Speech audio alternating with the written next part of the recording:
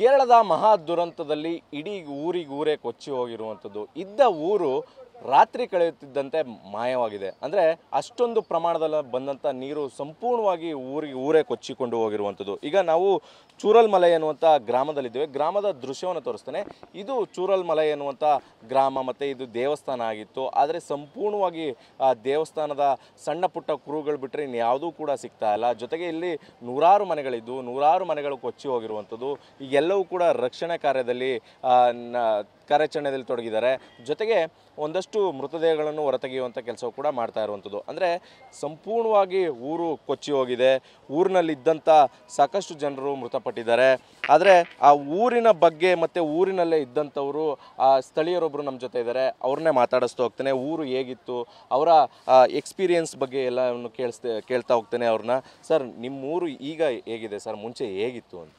ಮುಂಚೆ ನಮ್ಮೂರು ಚೆನ್ನಾಗಿತ್ತು ಸರ್.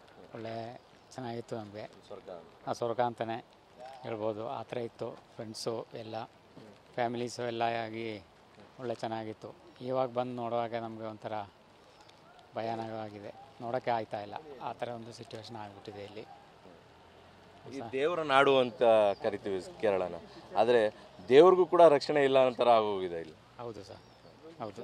ದೇವರು ನಾಡು ಅಂತ ಹೇಳ್ಬೋದು. ಬಟ್ ಇವಾಗ ನೋಡುವಾಗೆ ಆ ದೇವರು ಕೂಡ ನಮ್ಮನ್ನೇ ಕಾಪಾಡೋಕ್ಕಾಗಲಿಲ್ವಲ್ಲ ಅಂತ ಒಂದು ಬೇಜಾರು. ನಮ್ಮದು ಸುಮಾರು ಫ್ರೆಂಡ್ಸು, ಅವರ ಫ್ಯಾಮಿಲೀಸು ಎಲ್ಲರೂ ಸಂಪೂರ್ಣವಾಗಿ ಇದರಲ್ಲಿ ಹೋಗಿದೆ.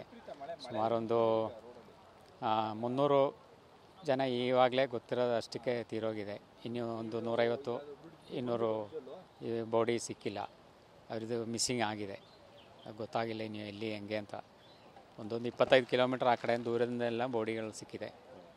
ಅಷ್ಟು ದೂರವಾಗಿ ಹೋಗಿದೆ. ಸರ್, ಎಷ್ಟು ಮನೆಗಳಿತ್ತು ಸರ್ ಈ ಊರಲ್ಲಿ? ಎಷ್ಟು ಜನರು ಈಗ ಕಾಣೆಯಾಗಿದ್ದಾರೆ ಅಂತ ಸರ್? ಕಾಣೆಯಾಗಿದೆ ಒಂದು 500 ಅಷ್ಟು ಟೋಟಲಾಗಿ. ಅದು ಬಾಡಿ ಸಿಕ್ಕಿರೋದು ಎಲ್ಲ ಸೇರಿ ಒಂದು 500, ಒಂದು 500 ಇದು ಖಾಲಿ ಇದು ಆಗಿದೆ ಅನ್ಸುತ್ತೆ ಚೂರಲ್ಮಲೆಯಲ್ಲಿ. ಮುಂಡಕ್ಕೈ ಟೋಟಲಾಗಿ ಮುಂಡಕ್ಕೈ, ಚೂರಲ್ಮಲೆ, ಅಟ್ಟಮಲ.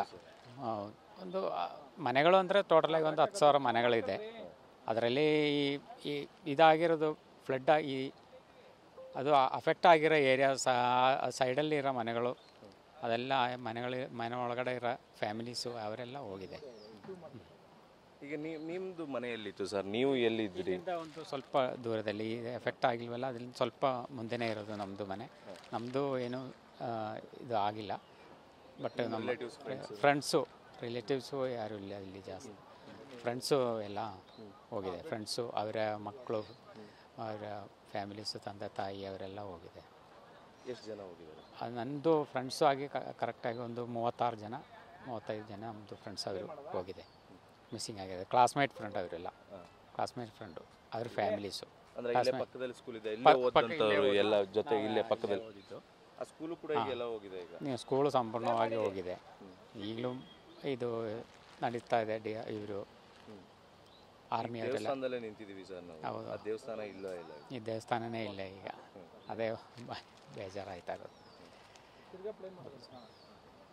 ಇವಿಷ್ಟು ಸ್ಥಳೀಯರಾದಂಥ ರಾಜ್ಕುಮಾರ್ ಅವರ ಮಾತುಗಳಾಗಿರುವಂಥದ್ದು. ಅಂದರೆ ನಾವು ಇದೇ ಪಕ್ಕದಲ್ಲಿ ಇದ್ದೆ, ಆದರೆ ನನ್ನ ಸ್ನೇಹಿತರಾದಂಥವರು ಈ ಒಂದು ಸ್ಥಳದಲ್ಲಿ, ಘಟನೆ ನಡೆದಂಥ ಸ್ಥಳದಲ್ಲಿದ್ದರು. ಸುಮಾರು 36 ಜನರು ಮಿಸ್ ಆಗಿದ್ದಾರೆ, ಕಾಣೆಯಾಗಿದ್ದಾರೆ.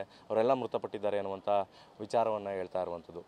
ಕ್ಯಾಮ್ರಾ ಪರ್ಸನ್ ಪ್ರಮೋದ್ ಜೊತೆ ದಿಲೀಪ್ ಚೌಡಳ್ಳಿ, TV9 ಕೇರಳ.